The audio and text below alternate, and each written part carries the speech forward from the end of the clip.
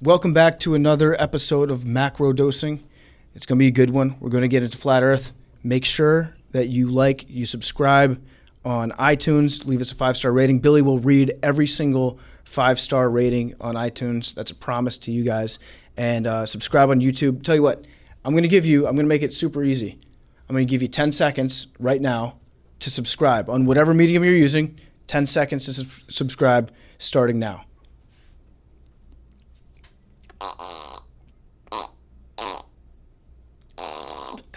Get Hank out of here. We kind of covered a lot of ground last week, and it was more of like a walk through his life, and it was an interesting place to jump off on. I think that the direction that we're going to go with this one, and maybe for future podcasts, is to like take one topic and really do a deep dive, like a focus on it. And in this case, Arian Foster suggested that we do a deep dive on the flat Earth, as deep as you can get into the flat Earth.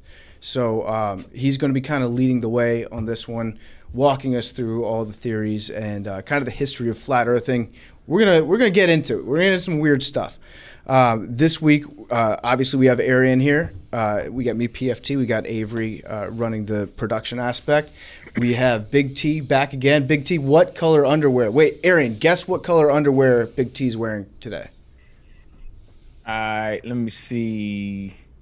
Got on it. Okay. I'm gonna go with blue. Like a you son of a bitch. Stand up. I'm fucking killing this. Let's see your underwear. Killing this shit. Show the camera, Big T. Baby blue. It's baby blue. Baby blue. Unreal. That's crazy. Unreal. All right, Unreal. I looked at all my boxers this morning, and the orange ones were there clean, and I was like, well, I can't do that 2 weeks in a row. I knew you wasn't gonna do 2 in a row. No, they're Carolina blue though. Is it something about his face, like the way that he looks, the way that he smiles, Arian? How are you so good at this? Well, I figure, when you think about underwear, everybody kind of has a style, right? Everybody got a style, and I figure for him, he's probably not too eccentric with the. That's boxes. true. That's true. And so you go with the bland colors, the blues, the blacks. I hope you don't do the whites, brother. No white. The blues, no black, white. like that. Maybe a dark green if you're feeling, froggy. But the Tennessee orange that's his. I'm feeling it today. He's gonna take a nice lady out for a steak or something, and he's gonna show that Tennessee pride. Mm-hmm. You knew he wasn't going to go double orange. He wasn't going to wear that again this week. It literally entered my mind this morning as I was looking at underwear to put on. That's nice that you're thinking about Arian when you're getting dressed. And you're so he's 2 for 2. Love it. 2 for 2. Okay. I can't believe that. I was like, we're going to have to do it every week now. If this guy says blue. All right. Well, we got Billy here again. We got Serious Billy. That was a big takeaway from last week. People liked Serious Billy. I liked Serious Billy. You're smart sometimes. No, I'm serious. Like I want to nurture this side of you, Billy. This is a great medium of conversation, and I'm really excited to be a part of this. So, all right. Well, thank you for being here. We also have a special guest this week. You know him as Coley Mick. He is the editor-in-chief, the EIC. You've heard him on various other podcasts in the past, including Mixtape.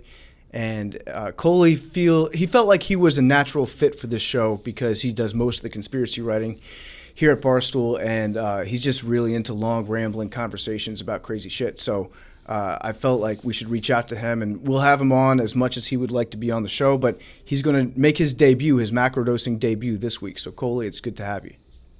I'm thrilled to be here, but it's very strange how much you've attached to this Blimp thing. Like, you've almost taken it from me. It's become your Blimp thing. I wasn't trying to do that. I was trying to put a spotlight on your Blimp takes because I feel like I haven't heard it. It's such a mind-blowing statistic how few blimps there are in the world. We should be discussing that every day. It should be like a main topic of conversation. And I brought it up on the last show, and Arian guessed, you guessed like 9 blimps, right? And I guess 9, yeah. And there are how many, Coley? This is really what infuriates me the most about it. Like, if you Google how many blimps there are in Google, like you Google anything, Google just gives you the answer in that like rectangle box. But for blimps, this is what Google tells you. They got the MetLife Snoopy blimp smiling right in your fucking face. The general consensus is that there are between 20 and 25 blimps. My biggest problem with that, I would wager all of us here today could count to 25. I don't want to step out on too many ledges too early, but I think most of us can count to 25. That's not a high enough number to not have an exact number of blimps. Yeah, how do you lose a blimp? Hindenburg, like that was the only lost blimp I know of. Good point. They're constantly being deconstructed and scrapped, some of them, depending on advertising. I would love to buy a blimp. Yeah.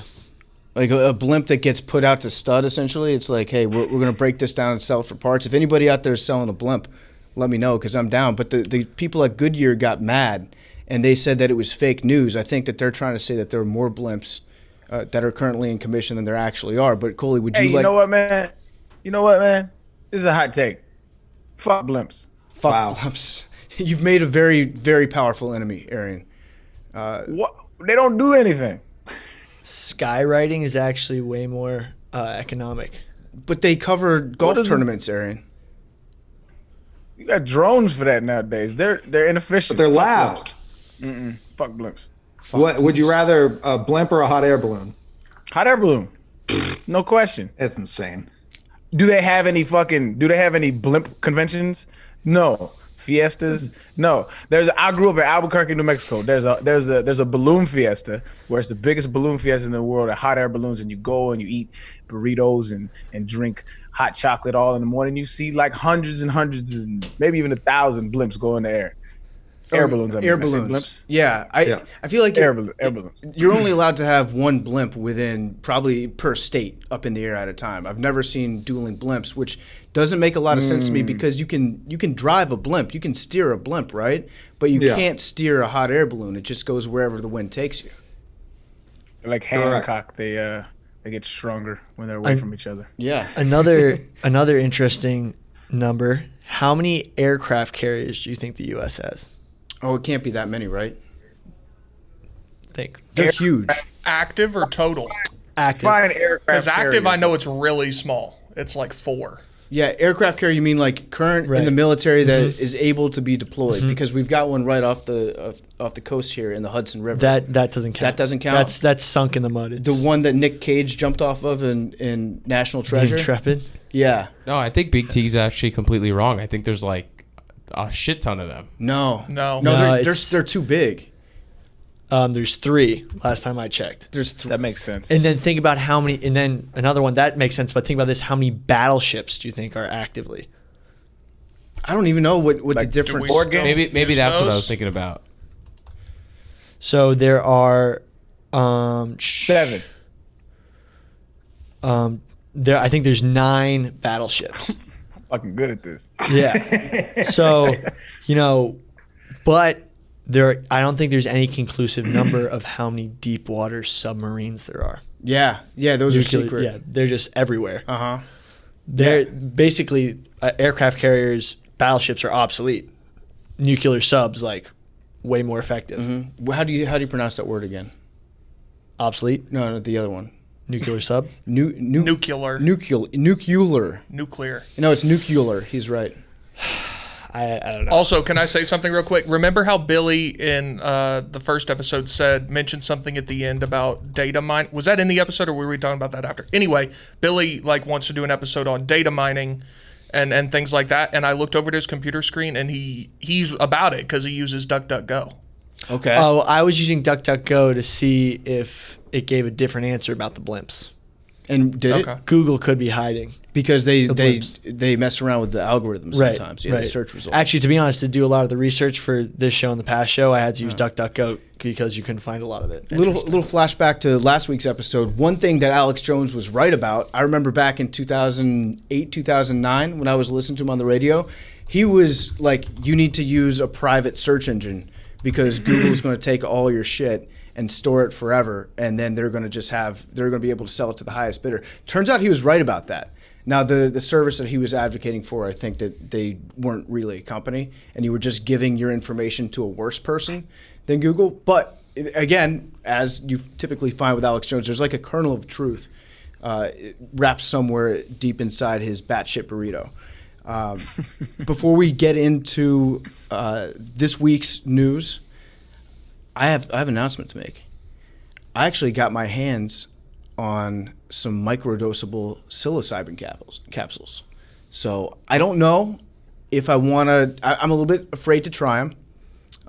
But apparently they're like legit. They're grown by somebody who does this for a living, and they've got like a clean lab they make it in, and you take one pill every like 3 days, and you feel more energetic, more creative, allegedly. I don't know if this is true or not, but I have the capsules right now. And Arian, were you saying that you've done it before or you wanted to do it? I have microdosed. Okay. And so would you recommend? I think microdosing is the future of antidepressants and the future of mental health aid, because, well, I have a long-standing. Okay, so when I was younger, right, I wasn't a very good child. I used to do a lot of drugs, and one of the drugs I did was mushrooms. I did mushrooms when I was like 13 years old, and it was the most amazing experience I've ever had, especially as a kid, because I thought I was just being a rebel, just getting high. But what it did, when I think it does, like you're never going to meet somebody that does mushrooms and they come out of it and they're closed-minded, right? And this is what I think it does. I think psilocybin, and this is like a little more spiritual than I tend to be, but there's just no other way I can explain it than to experience it.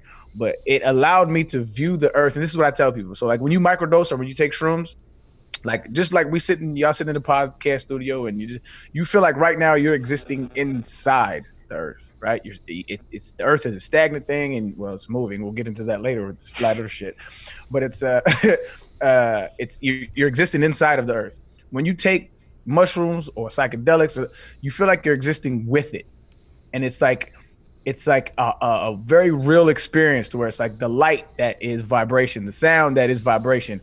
All of that stuff combined, it feels like you're in concordance with it, and it's just a beautiful mixture of vibrations that you're just with, and everything's just amazing. And I feel like it's the key, man. We need it. It just get approved for. I think it's right. I think it's medical still testing. a Schedule 1. I think it's still a Schedule 1, but I think Oregon or Washington, it's now legal for recreational use. Legal in Oregon, but it's been just passed for medical research purposes.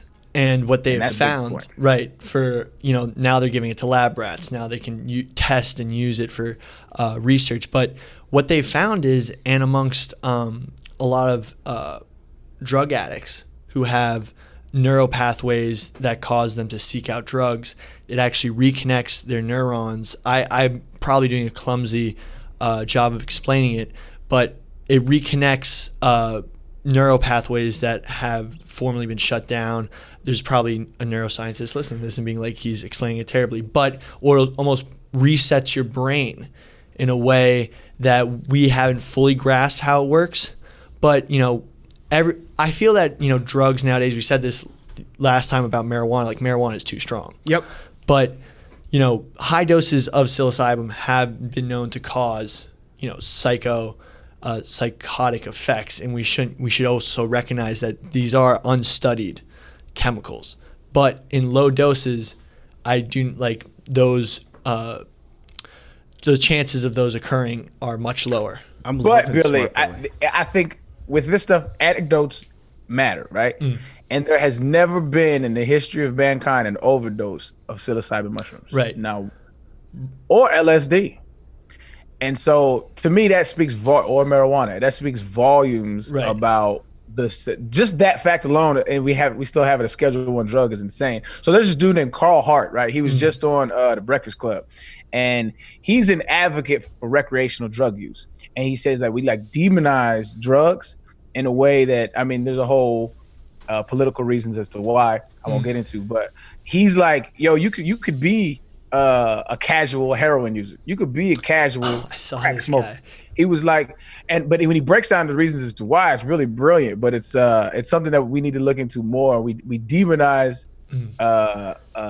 drug use and drug users, and I think it's a travesty. And I absolutely recommend microdosing, but do it at your own risk. 'Cause I ain't trying to get sued. Isn't he a Columbia professor? I think he is. He talks about how he likes to relax after a long day of work with a little bit of an opium pipe, and it's actually Yale? very Might have been Yale. Yes. It's Columbia. Oh, was it Columbia? Okay. And A psychology professor. Opium is not a Yale thing. So, yeah, Fair. that's definitely That's the Upper West Side. That's Yeah, Columbia. yeah. That's Washington Heights. Though. I've taken mushrooms twice in my life. Once was at a Washington Capitals game. It was at a playoff game, and my friend just gave it to me, and he was like, "Here, have some of this." And I think I was too drunk to properly understand what I was feeling. All I knew is that I ended up peeing the bed, and I woke up the next morning with like the worst hangover that I've ever had in my life. I don't know if that was from the mushroom. Probably not. Probably from the like million Labatt's that I drank. But the second time was in Amsterdam a couple years ago. It was actually with our friend Tommy, Arian, and it was him, me, and a lady friend of ours, and Deezus. And I don't know if I can say this, but I consumed some of the mushrooms when we went to an art museum. Had a great time just like staring at the paintings. What you were saying earlier, Arian, about like the feeling like you were a part of everything around you. The colors were just like so different to me at the time. The colors were like jumping off the canvas. It was an awesome time. And then we ended up losing the lady friend that was there with us. And then we thought that we were getting into a Taken type situation because she wandered backwards through the museum as everybody was going forwards. And after about 30 minutes, when you're in Amsterdam and you can't find the girl that you were there with, you start to think like, am I going to have to take care? Am I going to have to like walk into a shady card game and stab somebody? I don't know. What is more fun on mushrooms, an Amsterdam Art Museum or a Capitals game? Amsterdam Art Museum. Easy. The color thing you said really sounds pretty vivid. Yeah, the colors were incredible. And the next day I woke up, I felt great. I didn't have any sort of a hangover at all from it. Now, mushrooms don't do hangovers. That was the booze, fam. Yeah, probably.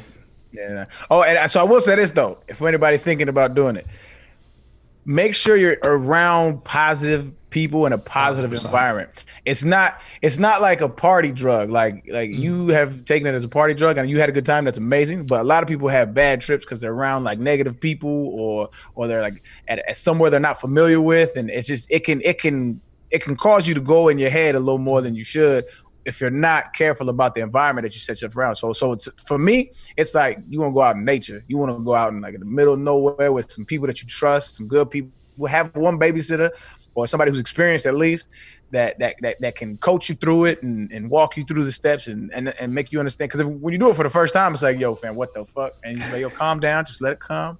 Just let it come. And when I had somebody like that my first time, and it was amazing. The way I always say it is like if you were going on a trip, like you were flying somewhere, you wouldn't go without bags, passport. Like you're going on a trip. You need that guide. You need that positive headspace. You need those people around you. Those are all part of your trip. And then when you come back, I feel like the coming back part is hard your first time too. Like you really need someone to like reintroduce you back to the normal world almost. Yeah. I like the idea of having a guide, like a tour guide for your trip, like take you to one particular place and be like, if you look to your left, you'll see a real bitchin' sunset. So check that out. Yeah. I think that's probably a good idea. So I do have the mushroom capsules. I haven't decided if I'm going to use them. If so, when I'm going to start using them. Like I got to really plan this shit out because like if I take one on a Thursday morning, I'm recording part of my take later that day. It's going to be your best podcast you've ever done. Okay. Yeah. What's up, Bill? We'll talk. You can cut this, but do it with me. I do it when I work out, and it's no. I did it before I fought Jose Canseco.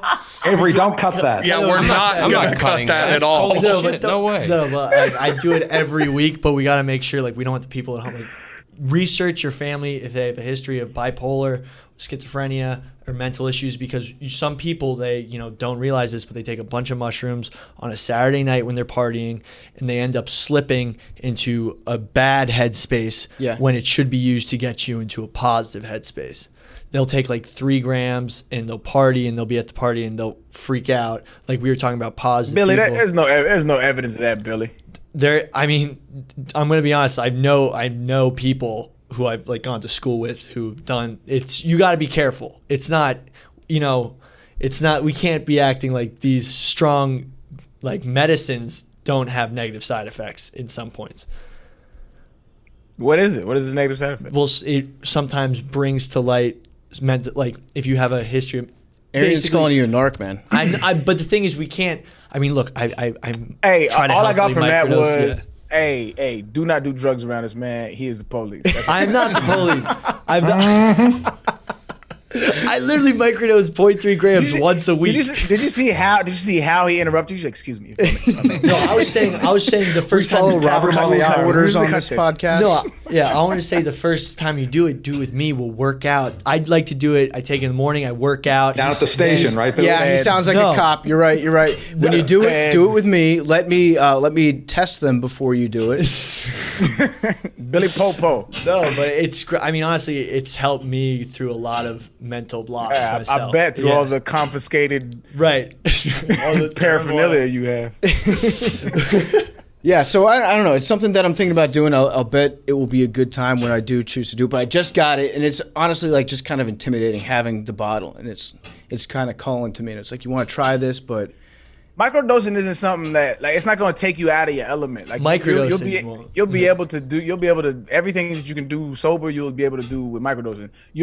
It's like the what is that shit that I don't even know his name. The white actor that you take the There are pill. a lot of us. And it's limitless. Okay. Yeah. So like it's just like that. Everything it enhances everything. It enhances music. It enhances touch, sound, smell. But you're just aware and you're just more heightened. It's like a good Adderall. Studies have shown that untreatable depression, it has great impacts on people who SSRIs don't work. And I have Anxiety. we could do a whole nother show on this, but like the way that the health industry has approached mental health is totally like Billy is simultaneously a cop and like a drug rep for mushrooms. Like Yeah. he's trying to sell us Which way are we mushrooms going? so Well, that I'm he trying can to arrest sell- us. No. If you remember last episode, Alex Jones had the belief that all cops was doing drugs. yeah, that's true. Once a year. Billy. To check their No, I strength. just- That's what. Yeah, Yeah. Billy No. microdoses. I just don't want someone to be listening to this and take mushrooms, have terrible Right. experiences. something bad A happen. good rule of thumb is And don't do or not do anything because Billy told you. This is all parody law. Yeah. I do like how Billy's wearing his tie-dye shirt that's still got like the wrinkles and he just got from the store. So he's like, I'm totally not a cop. Yeah. Still got the fold marks in it. How do you do, fellow kids? Yeah. You are the youngest guy in this room. So, yeah, it's something that we're going to be looking into very strongly on the show. I'm not sure when or where I'm going to try it, but I think I will try it, and maybe under the guidance of tour guide Billy if he's here. But, Aaron, you still do owe me and Big Cat a microdosing podcast. I think we discussed that the very first time you were on the show. I am game, brother. Let me know and I'm there. That's what would actually trip me out. That's what I'm worried about. If Big Cat starts forgetting that it's Be Nice to Billy week and he starts ripping into you on the show and I'm microdosing, I'm like, oh man, this is putting me in a bad headspace. Yeah. Just like seeing you get attacked. No, but I just like to listen to music and lift, and it gets me in the right Sick. headspace. All right. The endorphins are all hitting your brain, the good stuff, regenerative, body and mind. All right. So that's the microdosing segment of Macrodosing, the podcast. And I think before we get into the flat Earth stuff, let's talk about the crazy shit in the news this week. We need a name for this segment too.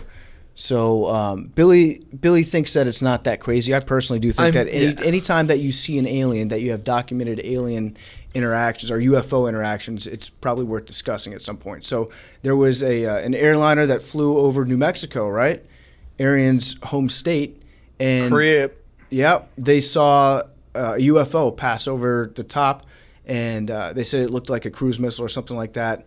And it is near where there are a lot of like missile ranges, but they were saying that it was not, in fact, a missile, and so they deferred comment to like the spokesperson for the airlines. And this is where we're at in 2021, where they were just like, yeah, we saw some weird shit. We don't really know how to explain it. So, did anybody else read anything into that news? Have any more level of detail? I think maybe we could put in just the flight radio from the American Airlines pilot to air traffic control in New Mexico, just like that snippet, because I think one of the most interesting parts of it is the pilot definitely doesn't believe in aliens, doesn't believe in UFOs. He's like, I hate to say this, but 100 feet above us there is a cylindrical object that looks like a cruiser missile. Like, do you have any targets in the area? And he's just like, he's in disbelief, which I thought was very interesting. So, yeah, one of the more underrated or under-discussed parts of 2020 is that the U.S. government was like, yeah, Tom DeLonge from Blink-182 is right. They're aliens. We've documented. Man, everybody that I know took Mark and Travis's side in the Blink-182 split. But, like, you have to take your hat off to Tom DeLonge. Like, that is the dude that ended up proving that aliens were documented by the United States military. Like, that's better than writing that riff to Damn It. That's like, you're top 10 American in my book if you can end up pulling that off and actually succeeding at it. No question. I'm calling bullshit, though. You know what bothers me about this alien shit? This shit bothers me, bro. I am a intergalactic species that has found a way to travel from planet to planet, and I come upon a planet that has life, intelligent life, colonization, and I float around, or I land in some podunk town. Like, why would I not land somewhere where there are people? And it's just I hate it. I hate it. There's no aliens. Well, there's aliens. Reverse the roles, though. Like, if you were on someone else's planet, like, you would just run up to people and be like, hey, what's up? Yo, fuck no. I'm here, bro. I am here. What else? Why are we traveling if not to have some kind of dialogue, have some kind of hi? We're from the same universe you are, just a different part. You just want to study it. You just want to observe them like a creep, like a little. Well, I like to think, I like to think Tom in the window. That's weird. No, but we do the same thing to uncontacted tribes.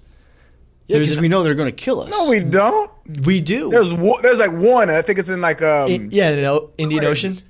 Yeah, and every time we go up to them, we're just not allowed. They don't want us there, and that's how I figure. All right, we make contact on another planet. If they don't want us there, they'll let us know. You're talking about Sentinel Island, right? Yeah. And we've definitely tried to make contact with them. Like, there have been a bunch of people that have tried. Yeah, they just get shot. They get shot with arrows. It's illegal. Because every person, I know it's illegal now, but every person that would get off the boat would, like, step off and be like, hey, I've got a Bible with me. I'm going to convert them into Christianity. And then they let the first person on. The first person got them all sick because they don't have the same immunities that we do. Right. And so they were like, yeah, we're just going to fuck these people up whenever they come to our island. And then we learned our lesson. We're like, we're not allowed to talk to them anymore. What if we think throughout history, what if they have come to see us and just like caveman killed all the aliens? They're like, oh, like, let's treat you like alien religion. And the caveman was just like, ooga booga, killed them. I mean, like, it could have happened. And now they're like, stay away from that planet. Billy. Are you trying to posit that a space traveling species comes and a fucking caveman kills them off? That's what you're trying to tell us right now? They probably gave him peace. And a cave, okay. But you have to have a backup plan in case, like, one of the people that you're introducing yourself to has, like, a big stick or something like that. That would be, like, backup plan number one. Like, what if they have, like, a branch that has fire on the end of it?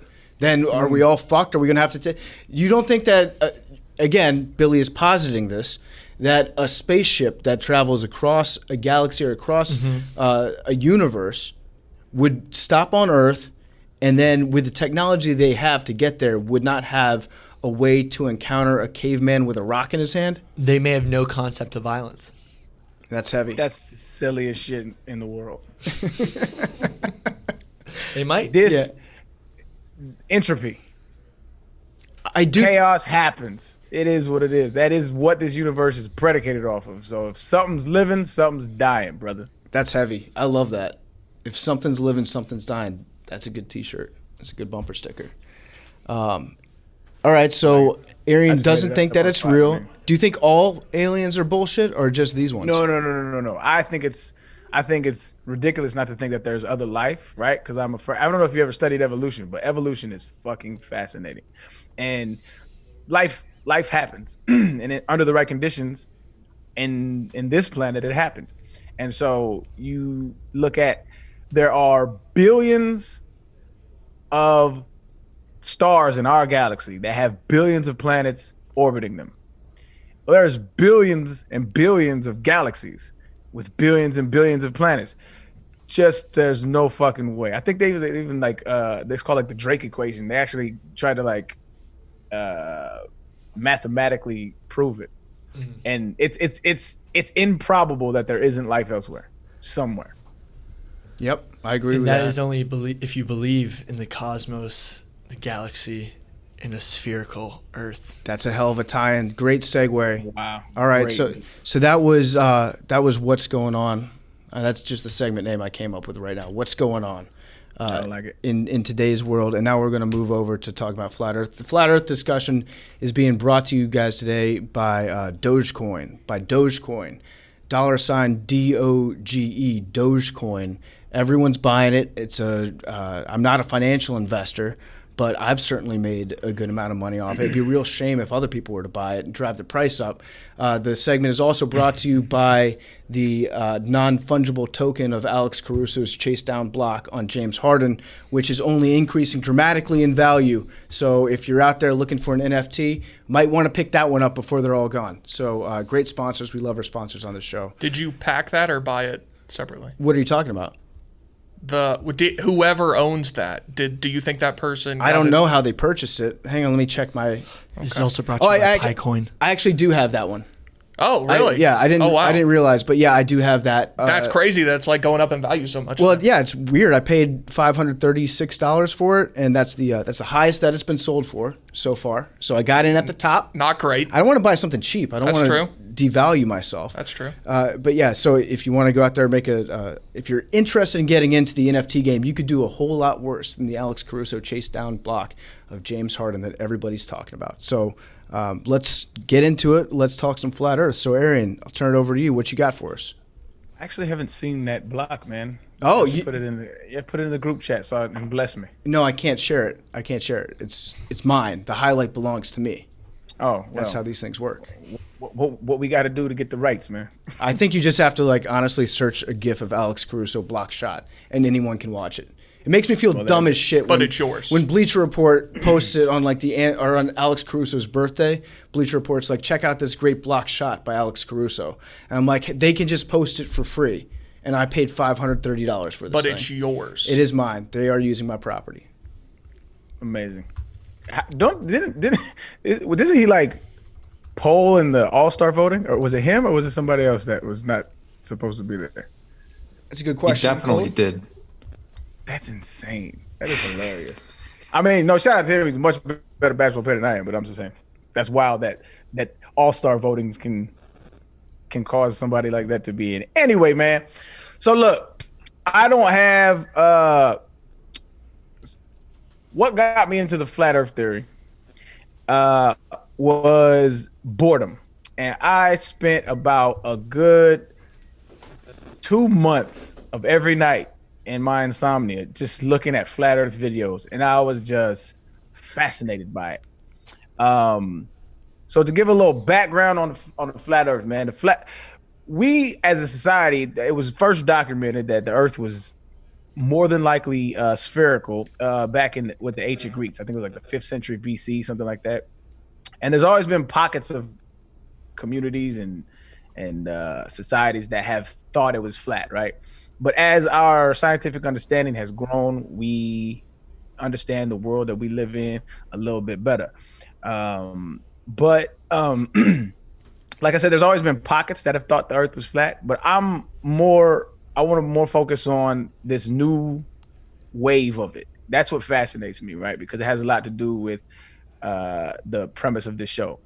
And this is fascinating. I want to get your take on this too, PFT. In 2018, there was a YouGov poll that said 1 in 10 Americans think the Earth is flat. Okay. 1 in 10 Americans think the Earth is flat, and 34% are unsure. Okay. I feel like you can find 10% of Americans that believe anything. Like, you name it. There's going to be, imagine the dumbest people that you know, and then imagine the dumbest 1% of those people that you know.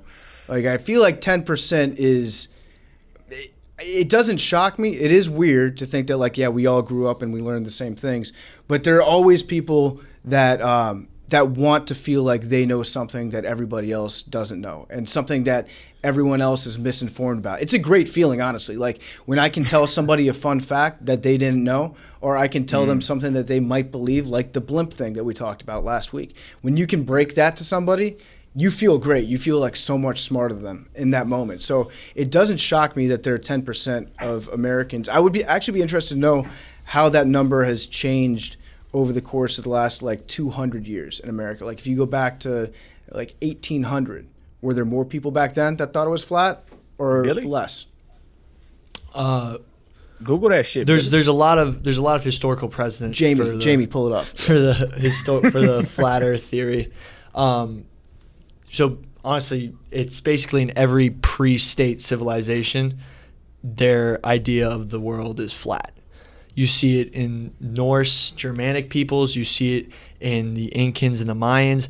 The Incans, actually, it was either the Incans or the Mayans specifically thought that the Earth wasn't totally flat, but on the back of a tortoise. But That's cool.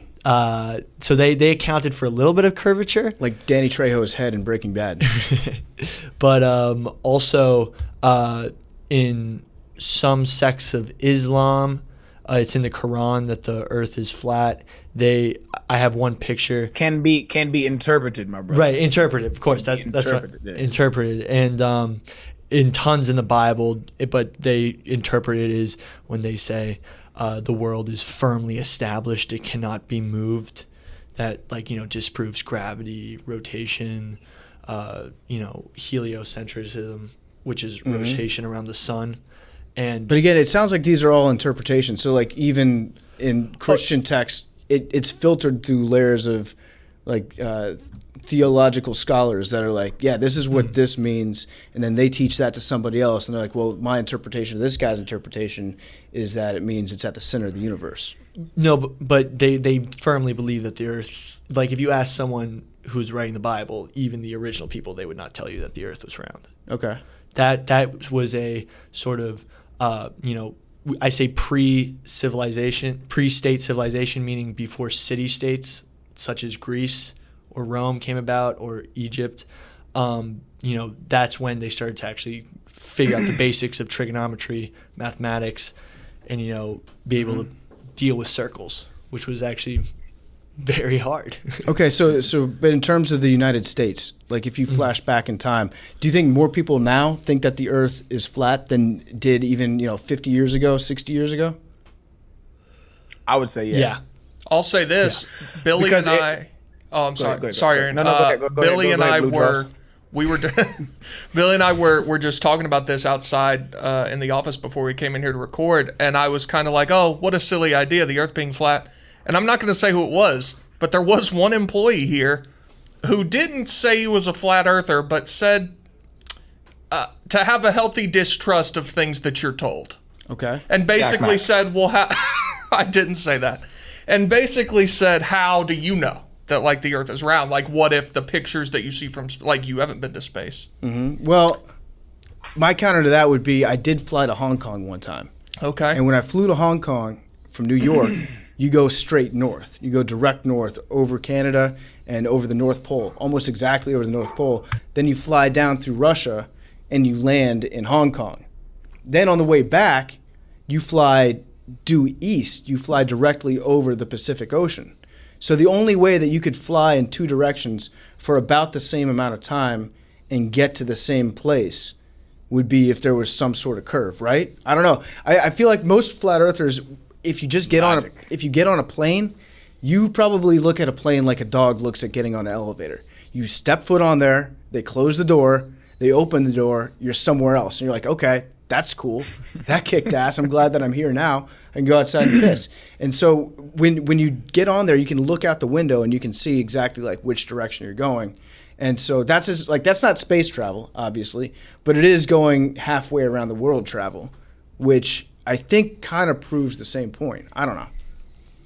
No, you're 1,000% right. There's many inconsistencies with their model that if you think about it, they literally discount gravity. Gravity just doesn't exist. They say that it is buoyancy. I believe they say that the air molecules weigh. If something weighs less than the air molecules, then it floats up.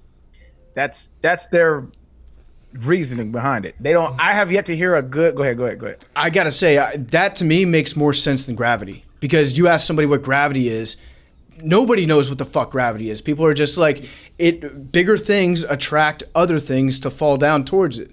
But there's no like. You're not wrong. I have yet to hear a good explanation for like why gravity exists. Maybe there's somebody that can help me with it. All but right, so here. floating seems to make more sense. Go ahead. No, go ahead. No, I'm just saying floating seems to make more sense to me than gravity does. I got you. That's not how physics works, but hear this out. Gravity is complicated as shit, and I'm not gonna sit and pretend I understand it fully, because I don't. But I've done enough study on it to kind of get the basics of it, right?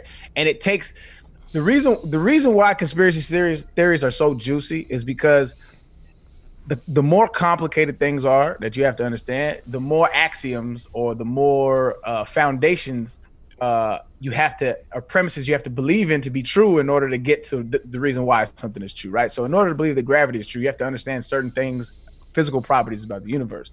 And so gravity is the reason why we know Einstein and why he's so brilliant. This is why. Gravity is basically space and time are the same thing, okay? Space and time are the same thing. So if I was to ask you, PFT, I was like, yo, let's go grab some lunch, what would you say? I already ate. I'm on a diet. All right, well, let's say you didn't eat. Okay, yeah, sure. Sounds good. Can we go to a place that has salad? Sure. What time you want to go, Arian? Bang, there you go. I appreciate it. You would say what time? And I would tell you the time, and then you would say what? I would say, where are we going to meet? Right. So it's space and time. Space and time in Einstein's model are not separated, okay? And how you move through space is how you move through time. There's literally something called the twin paradox, and I know I'm gonna lose a lot of people with this shit, but it's fascinating shit. There's literally something called the twin paradox. Say we was born at the exact same time, right? We born at the same time. If I'm an astronaut and you're not an astronaut, I go and I travel close to the speed of light, and I go around in I don't know, circles or whatever, and I come back in maybe 5 years, right? I will have aged 5 years, right, in my time, but you would have aged way more than that, maybe 30 or something like that. I don't know the exact calculations, but time moves differently depending on how you're moving, and that shit is fascinating. Right. This is literally what Einstein was famous for. It's the general theory of relativity. Anyway, it'd be fucked up if they actually did that to a set of twins, though. Can we all agree on that? I think it would be kind of cool. They actually put a set of twin, one on the International Space Station, one on Earth, to study that. So did the other one get older? Did the other one come back and let me look it up. Their knees were all fucked up? They had to get a hip replacement? If they're in the space station, it's not going to be like noticeable. It'll be like nanoseconds. That's what they're trying to figure out. Right. And that's why I said if I'm traveling near the speed of light, if I'm traveling fast, it depends on how you're moving, right? So you seen the movie Interstellar? Yep. All right, so when they go to that planet, and then spoiler alert, sorry, but when they go to that planet and they go down, and he was there for like an hour or two, come back up, and the black dude old as shit. Yep. That's a real effect of our universe. That's not movie. That happens. And we've proved this plenty of times. We had these atomic clocks where they're in sync. We put two on a plane. We put one on a plane and we left one on the Earth, and we flew it around the Earth. I think it was like 7 times or something like that. And when they come back, they no longer synchronized because the moving plane, the time moves differently for something that's moving. And there's all kinds of different effects that I won't go into, but it's fascinating shit. So basically, time and space are the exact same thing, right? So think of the universe as like a big cylindrical space, right? There's a void, right? And when you put mass in it, right, like a planet or a sun, it warps the space around it. So think about it like a bowling ball on a sheet, okay? It's like a bowling ball on a sheet. It warps the space around it. And that also causes the mass to move, which is why we have spinning planets. And so we're in this vortex of spinning mass and space. And so that space is tangible. That space is time, and that's what the effects of you feel of gravity. So if you jump off of a roof, you're not necessarily falling, you're just following the pathway that space and time is opening up for me. Yes. All right, so is it like it's opening up the space and so I'm going towards the object, or is you're going towards the center mass? Or is it that time which is around me is pushing me towards the center mass? Because time is making up the space that the mass just got done occupying. You know what I'm saying? Yeah. No, yeah, you're right. That's a good way to think about it. It's pushing you towards the center mass. And so that's really boring physics stuff if you're not into it. That shit is mind blowing because it has like mind blowing things. So they don't, when I say they, I mean flat earthers, they don't have basic understandings of physics, right? Of science. They discount things because shit like that. And I know somebody who heard that for the first time was like, yo, what the fuck is he talking about, right? But it took me months of study to kind of get an understanding of this to where I can actually explain it, right? And I'm probably doing a shitty job. I'm not. No. I thought that was actually the best explanation that I've heard. Like, I kind of understand what you're talking about. Which, the second that you know that you understand a subject is when you can kind of teach it to somebody.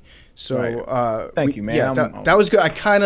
It makes a little bit of sense to me right now. But I also see the flip side of the coin where it's just easier if you're just like, no, fuck it, it's flat. Yeah. I mean, and physicists will tell you, right? Like, we don't know actually what gravity is. Like, what is it? Like, they're actively looking for something called a graviton, where it's like a particle that actually is what gravity is. So, like, we don't 100% know what gravity is, right?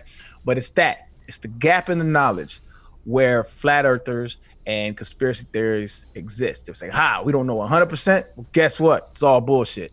And it's just not how reality works. Literally, GPS uses this. The GPS on all your phones and all your cars and everything, it uses the equations from Einstein's general theory of relativity that calculates the space between the satellite and your phone and compensates the delay. So it's literally like within, I think, like 7 yards, it can pinpoint where you're at from a satellite in the sky, which is fucking insane, right? It uses Einstein's equations. But this is the problem with flat earthers, is they don't have a baseline understanding of science. And that's just a societal problem in general, man. So maybe we can say, like, what do flat earthers believe? Because I did a little bit of research on them. I've been like looking into the flat Earth theory. It's always like intrigued me because it's one of these things that is just so different and out there that sort of stuff fascinates me. But maybe you can walk us through like what they actually believe, if there's like a certain set of facts that are agreed upon, or if it's kind of all over the place. Right. Okay. So this is the fascinating thing: is once you go down this rabbit hole, it's think of it like a religion, right? Like Christianity. We all believe that Jesus Christ is Lord and Savior. There's little things that we disagree on, and why you have different sects. You have non-denominational, you have Protestant, all that stuff, right? So, like the main things I think Big that T's they believe. Amish. Huh? Aren't you Amish? No. Oh, what are you? Keep going. You keep going. You were just telling Billy that you had to curious. that he couldn't take the mushrooms part out, and you can't say which you Jesus you believe in. Which Jesus it's complicated. I grew up in a Southern Fundamental Independent Baptist church, which is as crazy. So many adjectives. No, these people. So we're gonna go into a church for 1 minute. No, it's fine. Like the Baptist church is generally viewed as a pretty conservative, like very strict. And these people looked at the Baptists and were like, no, those people are like too out there. And we went to this church for a while because it was like a 1/10 of a mile from our house, and these people were out of their minds. So that turned me off of church for a while. I mean, I would definitely say I'm a Christian, non-denominational, I guess. I don't know. Okay, that's interesting. My family in North Carolina, that was like the same thing. Their church disavowed themselves from the Southern Baptist Convention. Yeah. Because it was getting kind of crazy. And then the other side of my family is Quaker.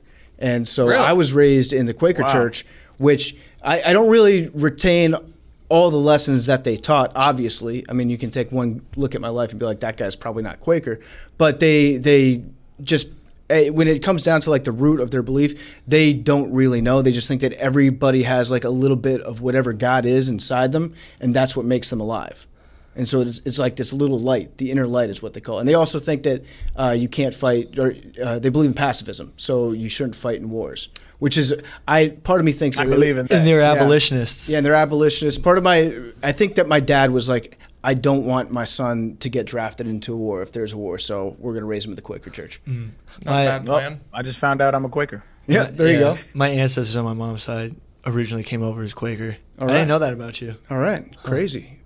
Look at you guys bonding through Quaker Oats. Just being- Exactly. Quaker Yeah, Oats. just we'll have. What was I? We were talking about the different How sects, it's like a religion. the different Oh, sects what- of flat Earth. Sorry, I took us on a left turn there. Right. So which Jesus do you believe in? There's not a lot of consensus, but there are a few reoccurring things, right? There's just not a lot of consensus of what they believe. Like they kind of argue, they have infighting, just like any other belief. But there's some main points, and these are the most outlandish. Okay, so first they think the Earth is flat, right? And they're not sure if it's a firmament or what's covering it. There's no real consensus there, but they believe it's like a flat, like a plate, right? And then we exist on top of it, and maybe there's a dome structure on top of it, maybe there's not. They believe that there's a sun and there's a moon, right?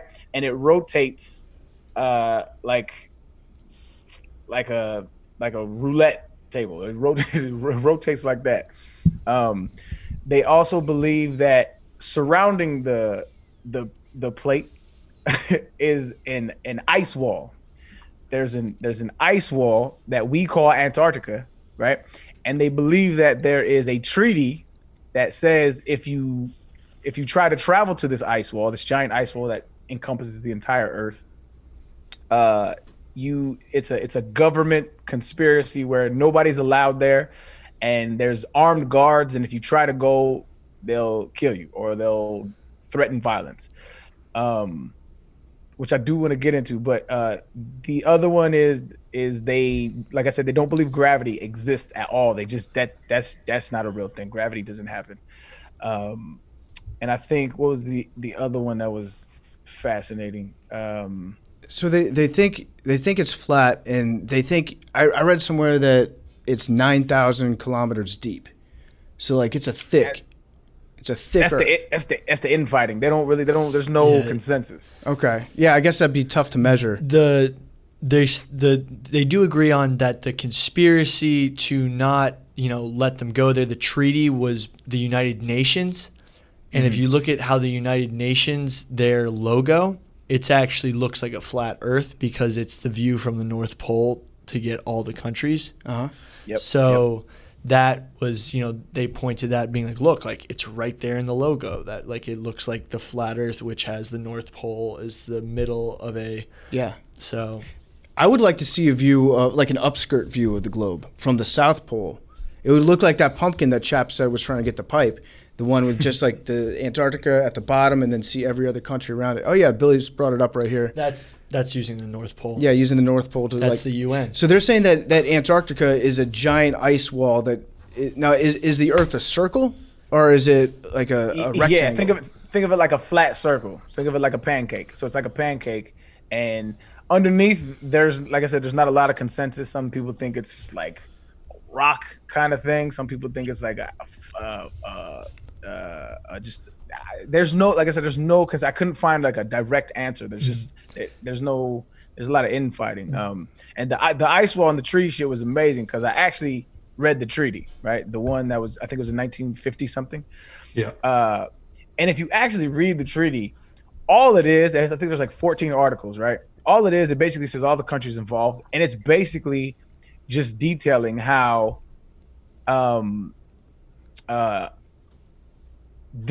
we all agree that this land should be barren for scientific exploration. There, no militarization. Like this is purely for everybody, and we should not stake a claim on this land. And that it just basically details about that. There's no talk about armed guards. There's no talk about you can't come here. There's none of that. Like if you actually read the treaty, and it's fascinating to me how all of this shit pops up, and I doubt they've ever read this shit. So do you think that Native Americans back 800, 900 years ago, they didn't have the idea of ownership of property? If they were like, you can't own this place, do you think Native Americans were like, hey, this land right here, this is like, that's what they don't want you to see? That's what the ancestors are like trying to hide something? I feel like that's a very modern way to look at it is if there's, well, I guess it does make sense because if there's an international conglomerate of countries all telling everybody that this land is going to be governed in one way, then people are going to naturally spring to like, either disbelief or being paranoid about it. But the fact is, you can go there, right? You can. Hypothetically, if we bought a seafaring vessel, one of those ice-breaking ships, and we got enough Patagonia, could we all team up and just like cruise down to Antarctica and chill there? Patagonia, what a word. I got bad news, guys. What? I just looked up countries with territorial claims to Antarctica. Turns out there is a micronation founded in 2001 in Antarctica called West Arctica. You're thinking about Alien vs. Predator. Mm-hmm. That's when that came out. West Arctica? Yeah. Yeah, I think it's like a fake one. Yeah, But in real time, Billy. Yeah. While we're doing that, I have a quick question going back a little bit that I've been trying to work through in my mind, and it may make me sound stupid, but I just want to work through this for a second. So when we were talking about the plate, right? And you said they think it's however many thousand kilometers thick. So I Googled how thick is the Earth. It says 3,000 kilometers. If they think we're on a plate that's something similar to, what did you, I don't know what it was, but if it's something similar to that, is that not just getting to the point where it would be like kind of a cone looking deal? Like it wouldn't be round, but it would be something similar. So it wouldn't even be flat. It would just be the countries are positioned on top instead of like throughout it. Think about it like a big ass wedding cake that's only got one layer though. Right. So it's almost like a hockey puck that's just expanded. But they do believe that there's shit like below it. Yeah. So that's a good question. What is underneath the Earth? What do the flat earthers believe is on the bottom side? well, the Norse had a tree. Okay. One tree? The tree of life held up. That's an animal kingdom. No, yeah, I have a picture in the thing. And then in one part of the Quran, they have a cow holding up the earth. I'm not sure of the exact part, but I have a... But so that's, those are obviously taken from a long time ago. That's what their beliefs were. What, Arian, have you seen or read anything about what they believe is underneath the earth right now? I did not spend any time looking at that. If anybody has any, I have no idea. The sort of part of all this shit is loopy. Part of the flat Earth theory is sort of they want some unknown, because I think it's part of me thinks that the inability to understand that we're just a bunch of monkeys on a rock in the middle of this endless void of universe is sort of too overwhelming, because it's sort of the unknown sort of comes with the familiarity of like religion and belief and hope. Like, this isn't just all it. There's something else going on. Coley, what do you think is underneath the earth? A lot of the, to piggyback on what Billy was just saying, a lot of the stuff I found was you can trust us because we don't claim to have all the answers, which is a great way of saying we're making it up as we're going along. So I kind of love that snake oil salesman bit of it from that side of it. But the other part I found pretty interesting was it is more religious than I expected. I haven't done a lot of flat earth reading into prior to this, just because it was something I heard the theory once and immediately just dismissed it, as I feel like most people do. And I was just I'm all set. But reading into this, I do feel like it almost preys on people's desire to want to believe in something. And even going back to what Arian was saying, the original flat earth theories, just because civilization, humanity wasn't that fucking old yet, they thought it was flat because heaven was above, hell was below. So I think it was China. They were look at it like an egg, and the sky was the top of the sphere. We're the yolk, we're the center, and below us is hell. So I feel a lot of people just think, hell's below us. Okay, that's flat earth people, rather, not people. That's as good an explanation as I think I've heard. That's just hell. Underneath is hell. And it's got to be resting on something, though, right? Whether it's a turtle, whether turtles it's all the way down, a tree, turtles all the way down, or if it's just a floor. It has to be. It has to be resting on something, right? There's got to be something there. Well, this is part of the flat earth theory that just doesn't make any sense to me. When we look in the sky without light pollution, you can see it's flooded, right, with stars, millions of stars, and they're all spherical celestial objects.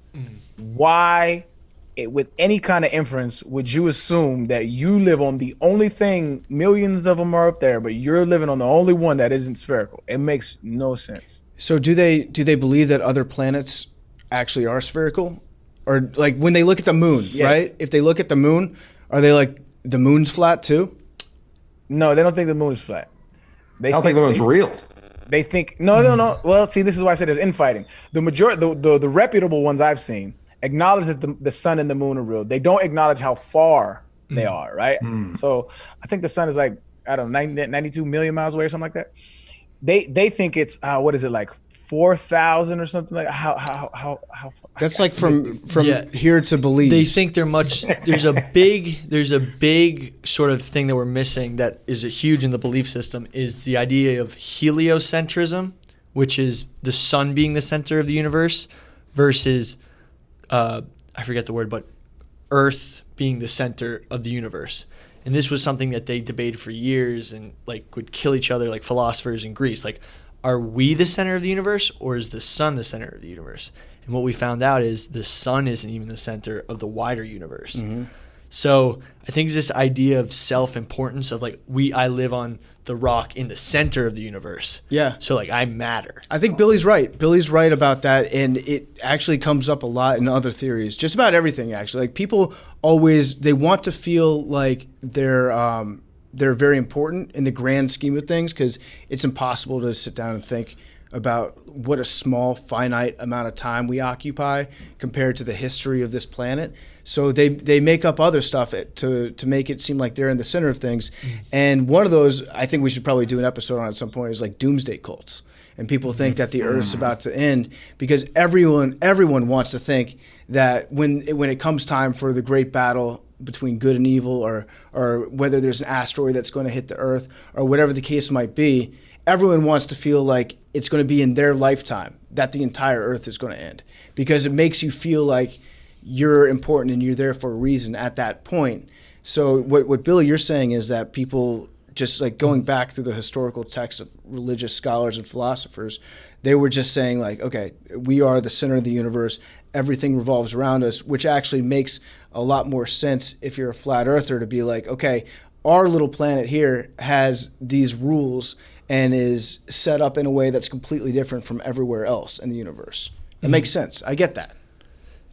Yeah, it's this is why, like, when you start to dig into why, so the other really big claim that they make, right, is that NASA is like this government conspiracy that is basically a farce, and they're just put here to trick us and to con us. And they even like NASA. Oh fuck, I forgot. What was the term that they say NASA comes from? I think Nazi.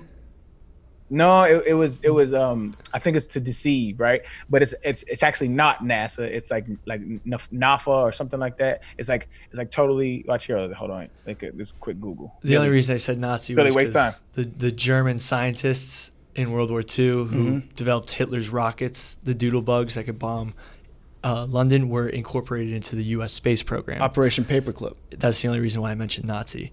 And also, the flat earthers think that the countries that all have state claim in Antarctica, Chile, Argentina, Norway, Great soccer teams. teams Winter with Olympics. You know, if you had to run away to a different country because you were part of a disgraced political party that committed atrocities, you'd run away to. Yeah. Okay. I can see that. I'm looking at the NASA flat Earth example here. I'm trying to find out the name of it. It looks like a roulette. Yeah, it does. It does look like a roulette table for sure. That'd be fucked up if you were like Albert Einstein and you escaped the Nazis and then you learned everything that you could about the universe. You were so in love, you were such a simp for the universe that you spent every waking hour of every waking day learning all the rules that govern it. And then you come to America and your first job is like, hey, can you invent weapons that will destroy all of it? That's got to be a pretty big mind fuck. Yeah. That's why the aliens are making sure we don't blow each other up. You think they're peacekeepers? Yeah, that they're just playing referee up in the sky till we all unite and can join the Galactic Federation. And they're playing hard to get. They just show up every now and then on a fuzzy video. So the theory about NASA is that it was started to lie to us, to like convince us it was around? Well, this is another thing. So this is very confusing. It's hard to like research because it's like there's so many different beliefs that they have. So there's not like one. There's a Flat Earth Society which was like started in like the 50s. 56. Yeah, and that was really benign, right? Because it wasn't something that gained a lot of steam. It gained a lot of steam when the owner of it, the starter of it died, and then Samuel Shelton took over, and that's when it really started picking up. And I think at one point they had like 3,500 newsletters going in and out, right? And that was like the height of it, and then it died off when he died off. So the whole NASA thing is hard to like pinpoint because they don't really have. All they do is say, nope, that's not real. Nope, that's not real. Nope, that's not real. They never give any evidence of the contrary. All they do is deny evidence, right? So they say pictures of the Earth that are taken from satellites, it's all doctored, right? And then they'll have people who are from NASA and they'll say, they admit it, see? And then you'll hear the interview and they say, yeah, we photoshopped some of them because the Earth is so big, we can't get one picture of Earth, right? We have to like stitch images together. I don't know if anybody's ever dealt with like a 360-degree camera. I don't know if anybody's ever done that, but like they have to stitch the images together in order to get that effect where it looks like it's in a circle. Like that's just how our technology works at this point. So, but they use that as an excuse to say, see, it's photoshopped, not real. And it's like you can't just take a Polaroid of a fucking Earth, dog. Like it's big as shit. I think that it's hard to conceptualize how big the Earth is because you live in an apartment or whatever. Like the Earth is big, bro. The other fascinating thing was that in 2000, like I said when the onset, 2015 was when this shit started to kick off, right? And why did this shit start to kick off? And this is the bigger issue to me, is not that people believe in the flat Earth. It's why people believe in the flat Earth. It's because in 2015, the main dude that kicked this stuff off, his name is Eric Dubay. And there's nothing that he says that's going to blow your mind if you're a rational human being, if you're anywhere close to scientifically literate. There's nothing he says that's challenging. But what he does is he presents things in a very eloquent way, in a very detailed-oriented way, that if you're not aware of a basic understanding of science, then it sounds like he knows what he's talking about. And so he was very convincing to a lot of people. And like I said, this is the bigger issue. The bigger issue is, if you was to ask me, and why is there so many people that believe in the flat Earth? And I always say because of YouTube. It's absolutely YouTube's fault. YouTube's algorithm, we talked about this a little bit on the last show, but YouTube's algorithm feeds you what you want to see. So once you see one of his videos, another one pops up, and then you're lost in the sauce, is what they like to say. And so there was a spike from like pretty much no Google searches, right? And this is data that you can look. Matter of fact, we'll link it. There's no Google searches of flat Earth, right? And all of a sudden it spiked to hundreds of thousands. And this is the problem. And then it spiked, and then Kyrie Irving happened, and then Shaq happened, and then all of these big brain guys talking about the flat Earth. I typically go along with whatever Kyrie says at this point. It's Kyrie's world. I'm just along for the ride because it's a lot more fun when you just decide to let Kyrie call the shots. You're never going to be bored. I think you're right. You sage the bed. You sage the bed before you get it in. Listen, I'm all aboard on saging arenas before you go in, cleansing them, whatever it takes. He's fun to watch. I think that when it comes to YouTube, I think you're absolutely right. One thing about the flat earthers on YouTube, though, that they're really fucking good at, aside from gaming the algorithm, they have incredible soundtracks to their movies. Like awesome fucking soundtracks. You click on a flat earth documentary or a flat earth 10-minute long clip on YouTube, it sounds like it. John Williams can go fuck himself because whoever scored this is the best composer of all time. I feel scared. I feel like I'm getting smarter while I'm getting scared, and then I get mad at everybody else because nobody else knows this shit, and I've been lied to my whole life. They're really good at. Avery? Can we actually add in? Bill, this is going to be. I'm going to assign this to you. Find the most lit soundtrack for any flat Earth movie on YouTube, and we'll pump it in because it will get you going. Feel free to DM me one on Twitter if you've already have one in mind. Well, the podcast is already out. It'll It's be gonna go on the before show, it comes Billy. out, but Yeah. Oh, You're God gonna damn do it, this. Billy. God damn it, That was Billy. crazy. You know what? You started believing your own hype, man. That's what happened. no, bro. All these fucking, I got all these tweets I'm tagged in saying, man, Billy's so smart. I just this fucking guy. my bad. Well, Tag you've me been in, fucking with bro. him when it came to the whole time and space. just if thing. someone has and it now, down. he can't picture himself 12 hours. I'm just from a now. cop here to make sure. You Yeah, guys. no, Billy. Like I will, right after this 100%, yeah. podcast is done, send Avery a clip of the best soundtrack that you find. But yeah, Of course. I think there's definitely a lot to be said about that. The YouTube algorithm it's attracted people and it's created celebrities too, right? So who would you guys say? I think Coley, you and Arian have probably done a little bit more research than I have into this, but like who are the modern leaders of the flat Earth movement and what do they think?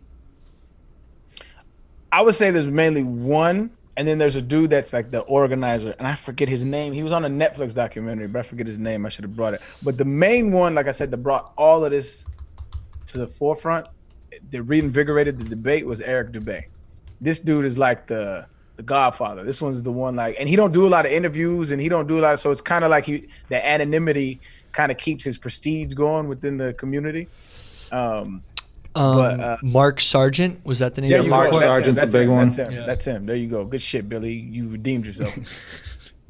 Yeah, I remember watching that documentary on Netflix. It's called Behind the Curve? Behind the Curve, and it's a lot like any other internet society out there. Any other like group of posters that finds themselves united by one kind of goal or one kind of shared interest, and it becomes a popularity contest. It becomes like who in this group thinks that the Earth is the flattest.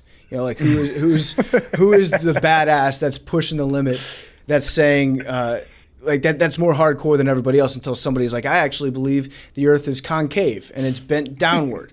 Like it becomes a thing where There are no hills. Yeah, there are no hills. It's all figments of your imagination. It's people that are chasing the celebrity of being the leader or being the most out there in any movement. That it seems that like they're more concerned with that than they are with actually listening to like coming up with any sort of scientific experiment or argument. I think there's an aspect of that, dog. But I think, for sure, I think especially with the internet culture, like the Instagrammable people of the world, like you're trying to get the most likes and all that shit. But I think the majority of flat earthers, and the documentary did a great job of highlighting this, is there. It's usually the type of person. And I mean, no disrespect to any flat earther out there, but it's usually the type of person that believes in this kind of thing, is kind of like outcast from their social circles in their communities, right? And so they found something online that they can identify with, which is not necessarily the belief of the flat Earth, but it's that camaraderie that they didn't find in their circles.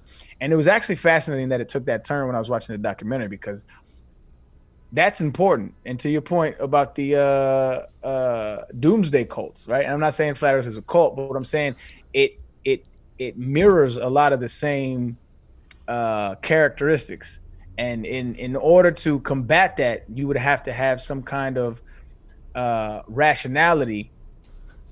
But when you attach a part of your personality and a part of who you are to this, that's when it becomes dangerous, and that's when it spreads. And this is why we're in the situation that we are. Mm-hmm. That's why I was even like comparing it to religion too, because it does, like, cult religion like very much has those aspects to it. It's interesting you say 2015 too, because that was also when every single day on TV and social media, we had some guy constantly yelling at us that the news was fake. And it kind of brought people to start asking questions, just looking for answers in the wrong places entirely, like YouTube. Mm-hmm. But also, I don't want to go ahead, Billy. Oh no, I was just going to say a lot of the religious believe in the flat Earth because it validates creationism. Right. And Yes. all ideas of creation from whatever book. Great point. That's actually a great point. So for people that don't know, creationism is the belief that the Earth was, like, if you follow chronologically in the Bible, the years of like, Adam's son was born and this, like when you follow chronologically, the earth is it puts the earth at about 6,000 years old. And there are people who believe that the earth is 6,000 years old. And there's a lot of biblical verses that kind of back the claim that the earth is flat. I was actually having a conversation this weekend with a creationist. It was interesting as hell. Yeah. Do they believe that dinosaurs are fake?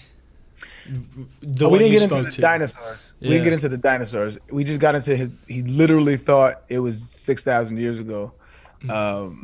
And I couldn't wrap my mind. It's just like you have never, and I don't mean it disrespectfully. I'm like, bro, but you have just never opened the science book like at all if you think that shit. And I don't mean it disrespectfully. I'm just like, Yeah. dog, like there are answers to these questions. We should send you to the Creationist Museum and just have you have a conversation with the person that runs me that and thing. Ken Ham. Oh yeah, that would be fun as hell. That'd be really fun. Yeah, and I think what I like about Arian is like you admit you don't have the answers, but at least you're trying to find them, right? Like we don't. No question. I got most of the answers, and the ones that I don't, my brother has. There you go.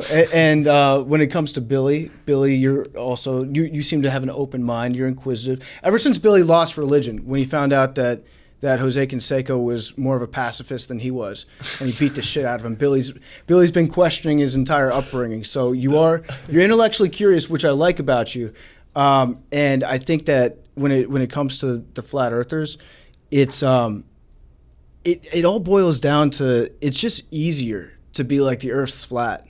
Like fuck it, it's flat. And there's a guy upstairs looking out for me that I'm all gonna be okay. Yeah, like at the end of this. When I hear myself say it and I say it out loud, I feel a little bit warmer. I feel a little bit better about myself because it's like that.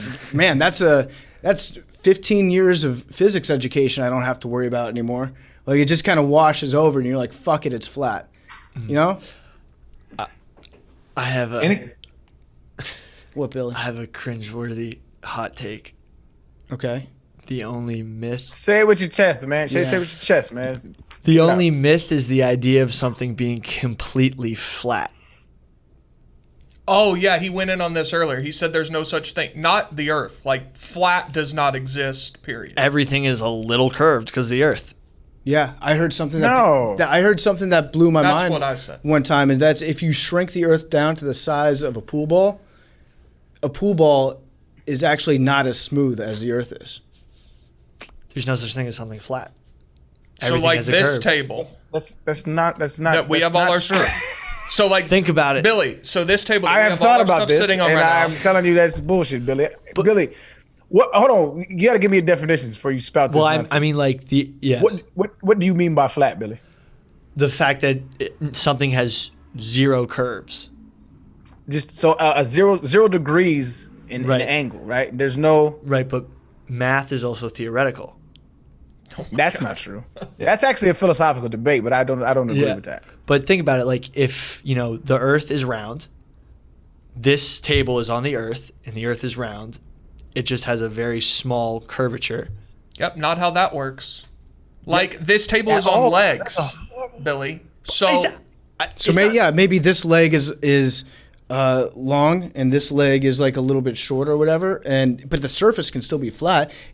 You're saying if it follows the exact contour of the planet, Shouldn't it then not be nothing's flat? flat. But something can be but floating you in can, the air. you can and it make be flat. something that doesn't do that.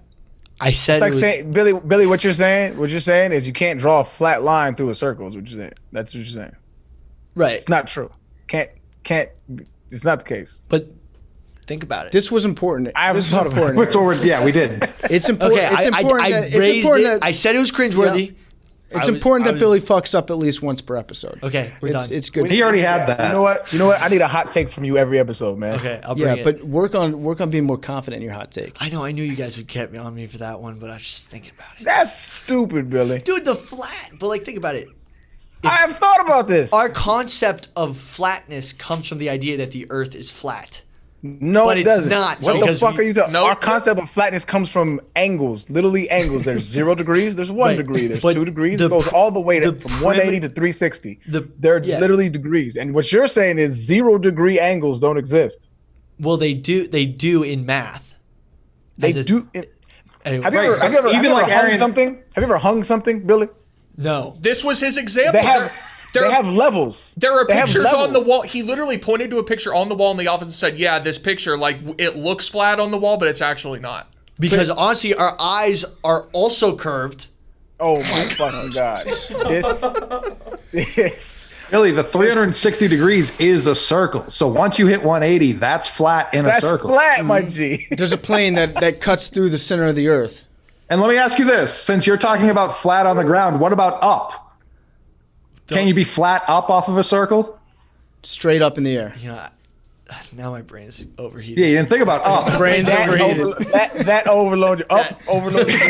Okay, now I get it. His brain's like the engine of a minivan on a 19-degree day. Oh my god! Either locks yeah. up or it overheats. Either way. Up is confusing. I usually go straight. Because I was reading the flat Earth thing and they were like a plane, right? They said like if the Earth is round, a plane flying straight should just go off the curve of the Earth. Yeah. That's not how that. Right, No, I it know, shouldn't. but you know what? Honestly, I probably was reading too much of this stuff to research for it. It screwed up my brain. You've become halfway Billy did. flat Earth. I don't remember. You know what? You're prime for getting indoctrinated, Billy. If that is I'm so I 100% like I agree with that. I have a gullibility that We have to I need limit check. your research Yeah. time. I don't Billy. remember if we mentioned this. I think you tweeted at PFT, but he did write a 2,100 word like Google Doc for this. He did his research a little too much. If I may say so Yeah, myself. the summaries of some of the points seem like there's some opinion creeping into there, not just fact. I've always wondered about. I appreciated that, by the way. I appreciated the diligence, Billy. I appreciate Of course, yeah, it was very helpful. So when you're talking about space and you're talking about going up into space, how come if NASA, let's say NASA's lying about all this shit, because I think that there's probably some stuff that NASA's lied about in the past. I think most government agencies have probably lied about some shit. But if they're making this whole thing up and they're flying to the moon, which I don't know, I also feel like Billy is halfway a moon truther too. Billy's in the pocket of Big Moon. No, I'm not in the pocket of Big Moon. No, I am in the pocket of Big Moon. You are in the pocket. But let's say that we made up going to the moon and we made up, landing there, orbiting the moon, all that stuff. Don't you think that our enemies at the time, like Russia, like USSR, they were flying to the moon too. They were trying to beat us to the moon. Don't you think they would be like, hey, the US is lying to everybody. Space doesn't exist. They're fucking assholes. If I was Russia, that's what I'd do. Oh, Russia, there's a huge that's a percentage great of point. Russians who don't believe in the moon landing. Because we beat them there. Right. It's like being like, oh, Yeah. this guy took this girl from me. She's ugly. I don't want her anyway. That sort of thing. Mm-hmm. But if I was Russia, I would do that. I would. Great analogy. It's a great analogy. I would be like, the U.S. is lying about all this stuff. Here's my documentation. We explored space, and it's all made up. But how come the USSR never did any of that? I don't know if the flat earthers have any explanation behind if they've thought that far down the line, or if they have a rebuttal. If I was going to say that. I haven't seen that. That's a great analogy that I had not heard before. So I doubt that they have come up with that, because you're brilliant. Not everybody's brilliant like you, man. I'm not brilliant. I just know sometimes the right questions. I can tell when somebody's bullshitting me, because I'm a good bullshitter myself. I did also see that B.O.B. thinks that the Earth is flat. Yeah, that whole debacle was fun. He went on Twitter posting like a picture of the buildings behind him that were certain miles away, and he shouldn't be able to see the buildings according to the curvature calculations. And usually what happens with that, what I noticed is either they don't understand the physics of it, like sometimes there's like reflections and those kind of things that happen that are a part of vision, or they get the calculation wrong. They don't even know what they're doing. Yeah, And so, I remember at the end of Behind the Curve, there was they like bought a bunch of equipment to try to prove that the Earth was flat. They spent like $200,000 on equipment, and they ended up going out and proving that the Earth was round. And then they just that kinda was were the like- brilliant. I'm sorry. Go ahead. I'm sorry. No, they were kind of like, well, we probably screwed something up because it's telling us that it's round. They didn't really address that at the end. And see, that was the brilliant part of that was they did really good science, but they had a bit of confirmation bias, right? So they did really good science. They said, if the Earth is flat, we should see it like this. If it's curved, we'll see it like this. and they saw it how it was when it's supposed to be curved. And he said, "Huh, that's really interesting. That's really interesting." I said, "Yeah, nigga, it's fucking curved." So he started a GoFundMe. I think he got taken down, but he was trying to launch a satellite to prove that the Earth was flat. Oh wait, is this Mike Hughes? Yeah. He died. Huh? Damn, bro. R.I.P. He died in a rocket trying to prove that the Earth was flat. Well, this is a little bit different. We can get into Mike Hughes in a second, Yeah. but B.O.B. he started the GoFundMe, tried to raise $200,000 for it. He bumped that up to $1 million to try to launch a satellite into space to prove that it was flat. I don't think he ever got around to that because I haven't really heard much about that experiment. But this guy, his name's Mike Hughes, right? Tell me about Mike Hughes. Mike Hughes was a flat earthist who basically got, out of a lot of clout chasing amongst the flat earthers. Well, this guy got enough clout with them to get a Science Channel show. So Daredevil and flat earth theorist Mad Mike Hughes died Saturday in a rocket crash. Hughes, 64, wanted to prove the flat earth theory by taking photographs of the Earth from a homemade rocket. So the particular launch was only supposed to take Hughes 5,000 feet in the air. And, he died doing what he wanted to prove. He died doing what he loved. Yeah. I don't want to laugh at another man's death, but that is passion, man. Yeah. That you have to be a passionate motherfucker Respect. to know you don't know, but be willing to die for it. You can call him that's a lot of things. Uncommitted ain't one of them. Yeah. Honestly, respect. Yeah. I would like to see his screen time on his either phone or computer to see how many hours he spent watching these videos. Too online. Way too online. Yeah. There have been a couple accidents that have happened over the course of the last 20 years where people they try to get too into the hands-on part of the science, and it ends up, because they don't have any scientific training, it doesn't go well for them. One of my favorite parts of looking at these flat Earth websites and whatnot, this one flat Earth website actually disproves a flat Earth by admitting that gravity exists. So they're like saying, analysis of many of the interior videos from the International Space Station have used used camera tricks such as green screen harnesses and even wildly permed hair to achieve zero gravity type effect. Footage of astronauts seemingly floating in the zero gravity of their space station is indistinguishable from Vomit Comet 0G airplane footage. Jesus. Which those airplanes, the only reason they work is because the airplane drops at the same speed as gravity, and then you end up floating. I'm not sure the exact science, but Also, yeah, it's interesting, right? So that's what it's when Einstein figured that out with his general theory of relativity, he imagined a man falling, right? And remember how I said space-time curves? So that's what they're doing in space. They're floating, but they're falling, right? It's literally like, put it like this. So think about it like this. Isaac Newton figured this out, right? So like say this is the Earth, right? This is a circle for people listening. And there's a cannonball sitting on top, okay? And you shoot the cannonball with a certain amount of force, and it goes like this. More force, it goes like this. More force, it goes like this. But if you shoot it with enough, it'll escape Earth's gravity, and then now it's in orbit.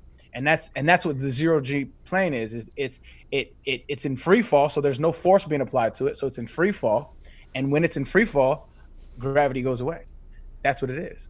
It's fascinating shit. This is what I don't understand about this shit. I fucking am a nerd for this shit. I love this shit. Reading about this shit, studying this shit, asking questions about this shit. And they look at it and be like, nah, nope.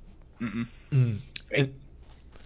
ahead, Billy. I have a whole list of how they try to prove the flat Earth is real. Walk us through some of the experiments, because I'm actually fascinated by the scientific experiments they conduct. So rockets should not work in a space vacuum because there's nothing to push off of. Okay. So their idea of propulsion, they think like everything's a propeller. Like the air gets pushed, but in a vacuum there's nothing to push. But it's really the rocket spewing fuel. I'm not a rocket scientist. This is actually the exact question that we ask all the time. If the sun is hot, how come space is cold? Because there's nothing there. There are some people that believe in the cold sun theory. I consider myself one of them. And the premise behind it is, well, it's twofold, Arian. Let me convince you. Please do, man. How come space is cold? If the sun is hot, the closer you get to it. Like Mercury it's got poles on there. You think that it would just be evaporated water, right? I actually don't know if there's ice on Mercury or not, but I do know that when you go into space, it gets colder. I also know that when you climb mountains, the closer you get to the sun, what's at the top of mountains? Snow. It gets cold up there. When you go down Death Valley, it's hot. The lower you go, center of the earth, hot. So ipso facto, the sun's cold. We get our heat from the core of the earth. It's actually a movement out there called cold sun truthers. But the theory behind space being cold and this propulsion thing is the exact same. There's nothing out there to heat up. You're just in the middle of nowhere. And so the same rules of physics don't govern a spaceship that you're trying to shoot through there. Can I challenge your cold earth theory with one question? How would you explain then, like you're in the shade, it's not as hot, and then you walk out into the sun and it's hotter? That's a good question. I think that plants provide, because the plant the plant is above the earth, so it's colder. So you're just getting cold. You're getting the cold like radiation from the plant that's above you. Okay. Anything that's above the earth is colder. No. Because I was looking at it's the geothermal heat bounces off the atmosphere and comes back down, and that's why the shade's cooler. Oh yeah. Here's a quick explanation, bro, that I found.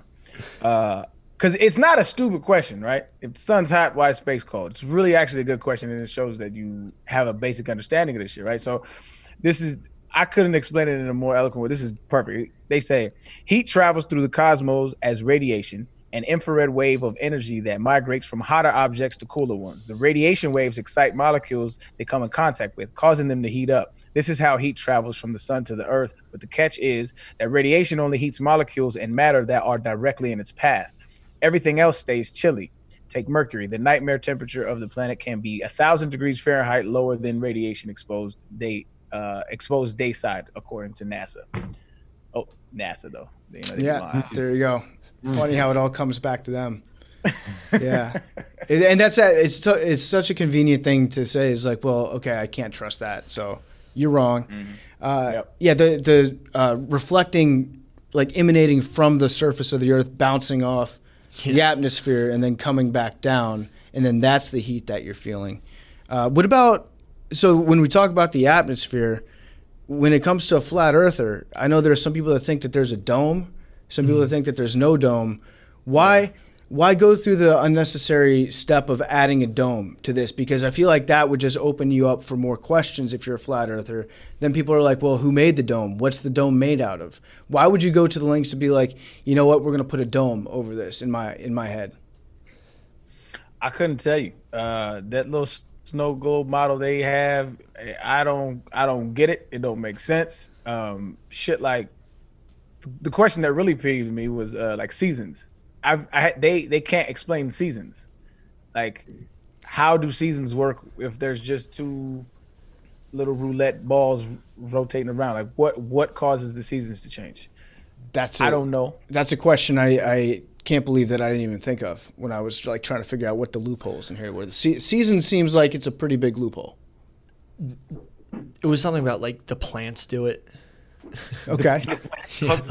Yeah, like the plants got like it was that's what I looked. I saw that was their explanation. Well, the plants cause it, like they're changing colors, and then it's like only in the Northeast. If their whole argument is like we're surrounded by this giant ice wall, wouldn't like me just thinking about their little diagram, like the places with winter are closer to the ice wall than like Florida. You know what I mean? Mm-hmm.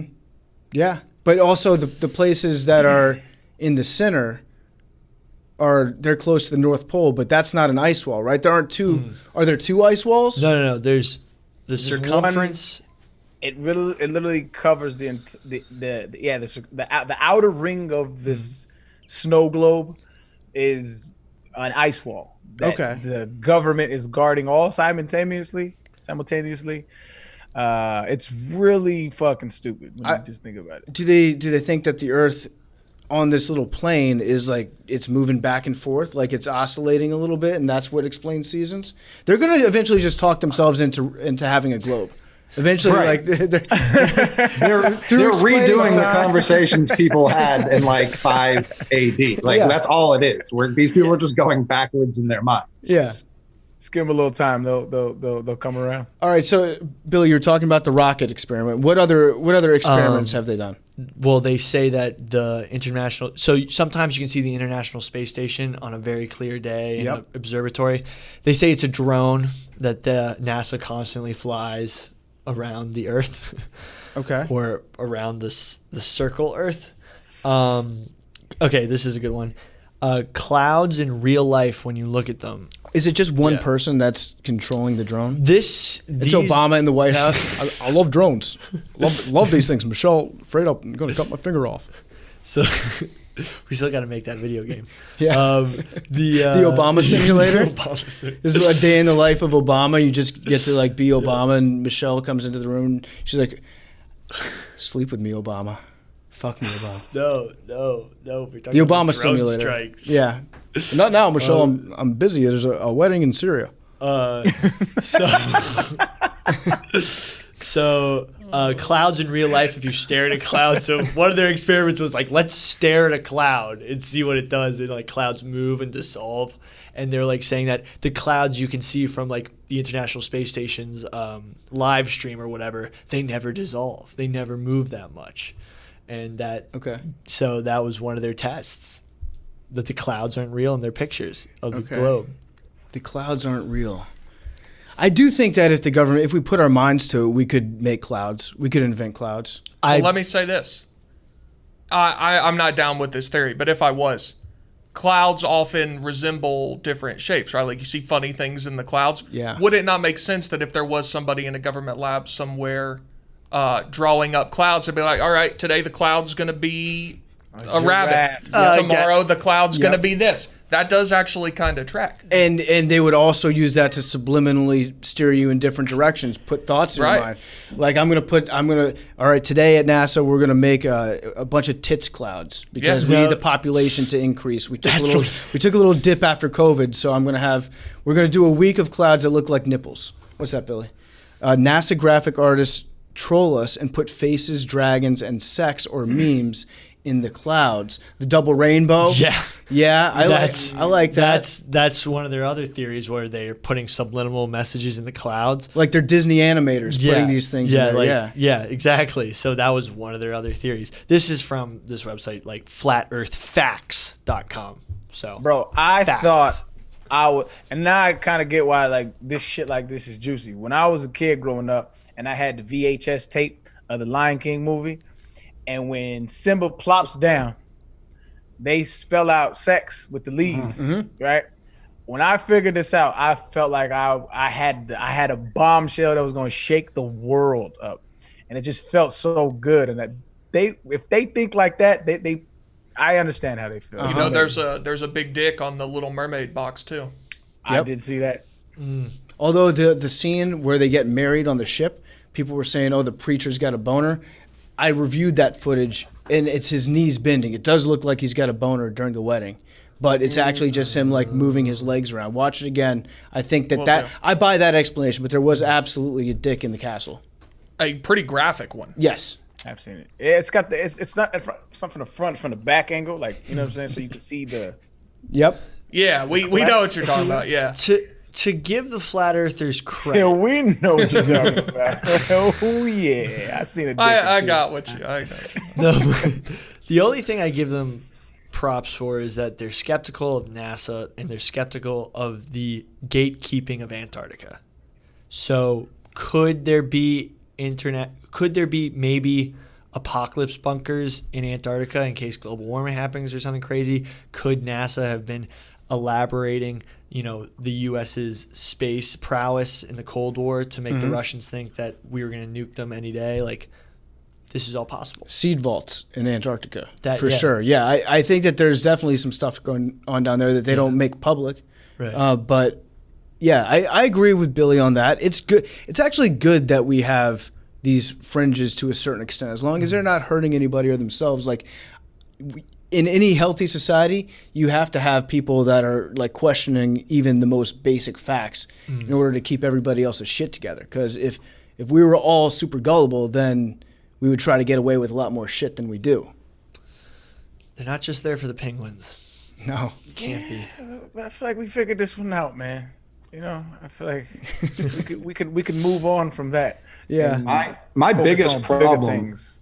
My biggest problem, like with any conspiracy, I try and think like, all right, like what's like the end game? What's the end game to centuries ago people being like, oh yeah, it's round? Like what if they were just like, oh, it's flat? Like what would that change in our lives if it was actually flat? Nothing. So the shit that I surmised from that was, and this is like a subset of them, right? Like I said, there's not a lot of consensus, but I gained that they are trying to hide who the true God is. Okay. I'm listening. And I don't know how they got to that, right? But it's because if you believe the earth is, a lot of them use the Bible as a reference as to why the earth is flat. And so it's NASA, it's science, it's those demonic things that are trying to convince us to turn away from the one true God. And that is silly. Mm-hmm. Yeah, I wouldn't want a true God that couldn't defeat NASA and just show himself. Right. It's a bunch of nerds. Like, I think I'm going to take God over like 7 valedictorians any day. It also, a big loophole in this is that all of NASA must be actors. And if you know anybody that works for NASA, they're not exactly like, they weren't running the drama club growing up in high school. You know what I'm saying? Like they weren't getting invited to audition for many movies. So it's like a big group of people who are just like real big nerds, real big bookworms. They worked their entire life. They studied their entire life because they wanted to get into the big leagues, which if you grow up to be a rocket scientist and you never even get a call from NASA, that's got to feel heartbreaking, right? Go through all that. Shout out Quiggs. Yeah, shout out Quiggs. You end up working at Barstool as like a graphic design person. We're going to the moon. Although he is great at it. He's one of America's most talented minds, I think. But like that would be heartbreaking. But the people that end up working for NASA, they are not going to be the ones that are going to be able to play out this conspiracy, like be the actors and pretend that everything's going according to plan. When you see those big shots of them landing a rover on Mars, and it's these career scientists that are just like crying because they're so happy with their accomplishment. That's not the type of people that would get employed by like Matt Patricia. Think about Matt Patricia he can't even act respectful to football journalists when they're trying to ask him a question after a game. Like he's not an actor. These people are not equipped to just like pull the wool over everybody's eyes like that. So to me, that's kind of, you lose me when you start to be like all of NASA, they're just all crisis actors, you know? But it's not just NASA. It's every governmental space program across the entire world is in on this. Mm-hmm. And they're all keeping the secret. It's just so much resources just to say that the earth ain't, I don't know, man. That's a lot going on in that conspiracy. I actually know an astronaut. There's a dude named Victor Glover who I think is on the ISS right now. He was on my podcast in this other podcast I ran in 2017, I believe. And so I know an astronaut. It's wild that he's in space. Yeah, can you do a podcast with him from space? I'm unsure of that reception. I don't know. Yeah, that's crazy. I always thought a great lie to tell to girls at a bar would be, I'm an astronaut. I don't really have the look of an astronaut, but if you're looking for a made up background story, Billy, you could say like I'm an just astronaut. need a crew cut. Yeah, well, yeah, now you could just straight up you could tell people that you're astronauts, and I think people would believe you. You look like an astronaut. Yeah, give it a shot. I got a little Buzz Lightyear type look. Don't you also you get taller when you go to space? I think I read that somewhere. Decompresses your spine. Yeah, you can grow a couple inches. I would send like a college quarterback up into orbit for a couple weeks. Hands get bigger. Right before the combine? Right before the combine, yeah. Maybe they they come are. back down. Maybe the NFL's part of it. Kyler too. Murray's 5'11" all of a sudden. Yeah. All right. Well, does that about cover everything that we wanted to get to today? The only other thing I found that I found even remotely interesting was one of the biggest people pushing it in the 19th century was Washington Irving. So every once in a while an Irving comes along and is just like, this shit is flat. Either Arian is really fucked up, like really stoned right now, or his video froze. I choose to believe that he's just faded. He just said the his power in his house went out. Oh, we lost power down in Texas? Shit. Yep. All It's right. the aliens. Big You're talking too NASA much. had They heard don't. enough. They shut this down. Yeah, they they shut this it down. Gotta admit, not a God great damn it. look for us round earthers. No, it's not. Fuck. bad. All right, you know what? We're on the right side. You know what? Fuck it, it's flat. That's what I'm gonna say. We're dealing with a flat Earth right now. We lost Aaron. I think that we probably covered everything we wanted to, right? Yeah, we could thank our sponsors too. Yeah, shout out to the sponsors, Dogecoin, $DOGE. You can, again, not a financial advisor. I don't know what I'm talking about when it comes to this stuff. All I know is that I've made a significant return on my Doge investment, and maybe you can too, but only one way to find out, and that's by investing in Dogecoin. And also shout out to the podcasts that are sponsoring us right now, Call Her Daddy and Anus, another untold story. The four sexiest people here at Barstool Sports. That would be Alexandra Cooper. That would be whoever Alexandra Cooper is doing Call Her Daddy with right now, and then the Anus Boys, Nick and KB.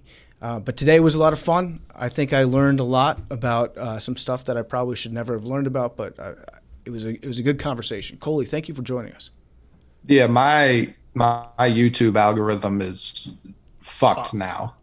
Actually, I did have one more question. Coley, maybe you can help me out with this. But when it comes to Kyrie, walk me through again like what his beliefs are. Because the way I remember it is they asked him a question at an All-Star game, and he tossed it out there like, some people believe that the earth is round. Like I'm always asking questions about whether or not it's flat. Then he said he was joking and trolling with it.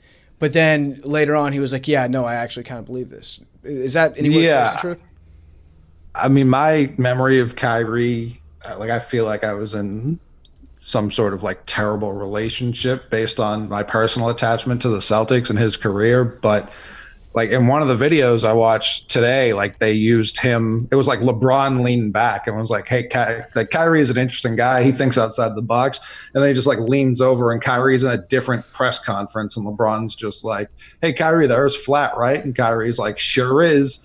And it just kind of like the media just took it from there and made such a big thing out of it that he was just like, this was what I was talking about. Like, if I say anything, you guys run with it. Like, that's why I was bringing up that whole election, too. There was such a fucking shit ton of anti-media trust that this flat earth thing became almost like a rallying cry for people who were like, question everything. And this was like the first question was, oh, you just take this at face value that the earth's round? Like, well, I think it's flat. And so I think Kyrie was playing more like devil's advocate, like you should think differently. I hope, I pray he believes it's round. You never really fucking know with him. But I do think his original goal was just to troll people and get them off his back and be like, hey, I'm going to say something outlandish. Now they're going to fill up every show in America with this. And then it just kept happening for months on end. Yeah, I tend to agree with you that Kyrie's a big I'm just asking questions guy. Right. You can never be wrong about anything if you're just asking questions. It's always healthy to ask questions. Two things, actually going back to last week's episode. You can always say, I'm just waiting for all the facts to come out. We're all waiting for all the facts to come out all the time, and it's always appropriate to just be asking questions about anything because no one will be able to pin you down on something you're wrong about. You can be obscenely wrong about everything and be like, yeah, I'm just asking questions. Listen, Yeah. I was just wondering if there were weapons of mass destruction. Don't act like I said that we're all just asking questions here. You should wait till all the facts come out. Yeah, it really covers your ass. It really does. So yeah, we did lose Arian. He's off the grid right now. The last thing that he said, before, I don't know if this came across in the recording. It seemed like it was kind of fuzzy, but he said, "I have information that will lead to the arrest and conviction of Hillary Rodham Clinton."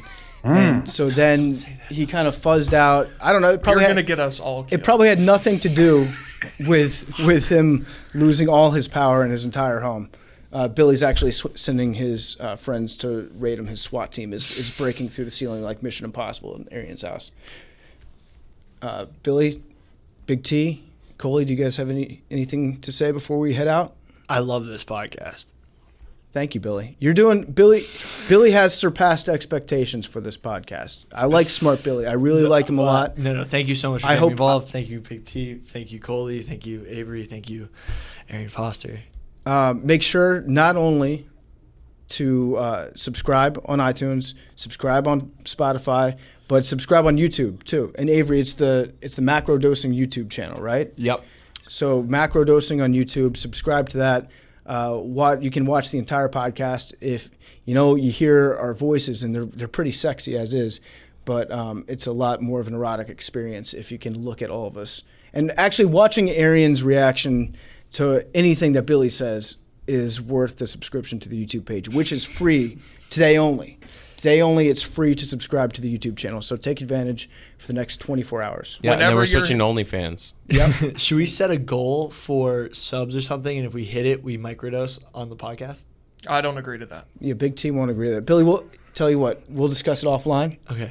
And Big T, you have to agree to this. If we hit 20,000 subscribers, I'm not doing drugs. in a month. In a Not month. drugs. In a month, if we had 20,000 subscribers, you have to. No, Come I on, do you not have agree. to. Y'all got the wrong person to be on a drug podcast. it's by not the way. it's not a drug podcast. Not drug guys, not drug guys again. But in the No. event that y'all wanted to make some sort of pact that if we hit 20,000, Therapeutic, mind expanding, I can't agree. balancing your brain. Come on, give me a number. Give me a number that you think is. It would have to be something. It would have to be something equally as outlandish as believing the Earth is flat. That's how high. the number would have to be. 100,000. We get a plaque. That's not outlandish. Yes, it is. No, that's- 100,000 in 1 month. A million. What? No, Big T. No, Big A T. million, Come and I will pop. I'll Avery, pop the drug. we can buy fake subscribers. Yeah. Yeah, that's fine. Big Yeah. T. Okay, deal. 100,000 in a month. No. I don't think we're going to be able to Okay, convince. deal. Yeah. Sure. Deal. Okay. 100,000 a Wow. month. You'll do drugs on the podcast. Yes. You should not talk so fast next time, PFT. Yeah, Big T, never go car shopping because that was the worst negotiation I I've mean, ever this seen is in my life. this is so stupid. Like, sure. dude. 3 cheat. Yeah, we'll just end up dosing you anyways. You won't even know. We got to get the big hitters now. We This got to get is- like y'all A-Rod are to gonna get retweet. me We in got to get the trouble. big hitters. Yeah. This is when we pull it all out. Hell yeah. Get Big T. Get Big T tripping. That's what the T's saying. Big tripping. Yeah. That is actually a thing. You can just add like anything to big. Like my friends just say big whatever now, and that's just what it is. Yeah, like, so I walk by Danielle every day, and when I do, I started to call her Big D because that's the name of the singer of a ska band. It's a band called Big D and the Kids Table. So I called her Big D one time, and then I was like, that doesn't sound right saying that to a nice young lady. So Sure I doesn't. tracked it. How about Long Island Iced D instead? And she went with that. There you go. Yeah. Have a responsible relationship with substances. Don't do anything stupid, kids. Okay. Agreed. Well, that does it for us today. Thank you guys for listening. Thank you for all the constructive feedback. Again, we are all ears when it comes to any sort of constructive feedback that you might have. The only rule is you have to tell us that we're handsome before you give it to us, and then give us whatever takes you have on the show. If you like it, if you love it, if there are parts that you want to see changed or tweaked, can't promise that we will make those changes, but we're trying to just see where this show goes, and we're definitely listening to what you guys have to say. So, again, thank you for listening, and we will see you next week. Like and subscribe. Love you guys.